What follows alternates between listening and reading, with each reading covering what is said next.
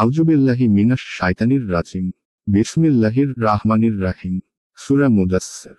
আয়াত 1। হে বস্ত্রাচ্ছাদিত। আয়াতের তাফসীর। হে বস্ত্রাচ্ছাদিত।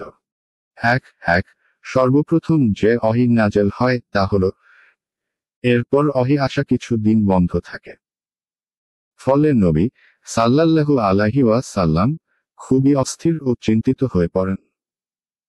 একদিন আবারও তিনি প্রথমবার হীরা গুহায় ওহী নিয়ে আগমনকারী ফেরেশতাকে আসমান ও জমিনের মধ্যস্থলে একটি কুরসির উপর বসা অবস্থায় দেখেন। এ থেকে রাসূল সাল্লাল্লাহু আলাইহি ওয়াসাল্লাম এর মধ্যে ভীতির সঞ্চার হয়। তাই তিনি ঘরে গিয়ে ঘরের লোকদেরকে বললেন, আমাকে কোনো কাপড় দিয়ে ঢেকে দাও, আমাকে কোনো চাদর দিয়ে ঢেকে দাও।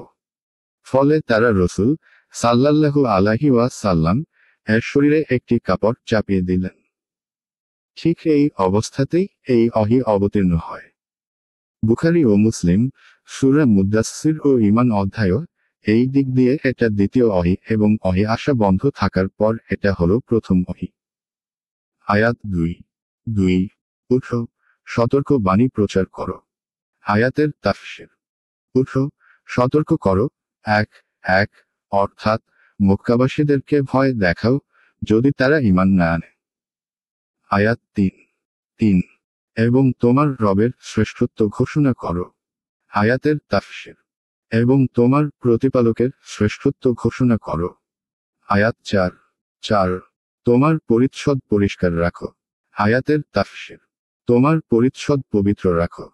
1 অর্থাৎ অন্তর ও নিয়তকে পবিত্র রাখার সাথে সাথে কাপড়কেও পবিত্র রাখো। এই নির্দেশ এই জন্য দেওয়া হয় যে মক্কাবাসীরা পবিত্রতার প্রতি যত্ন নিত না। আয়াত 5 অপবিত্রতা হতে দূরে থাকো। আয়াতের তাফসীর। অপবিত্রতা বর্জন করো।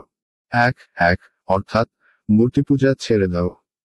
এটা আসলে রাসূল সাল্লাল্লাহু আলাইহি ওয়াসাল্লাম এর মাধ্যমে লোকদেরকে নির্দেশ দেওয়া হচ্ছে।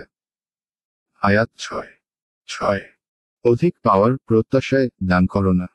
আয়াতের তাফসীর। অধিক পাওয়ার প্রত্যাশায় অনুগ্রহ করো না।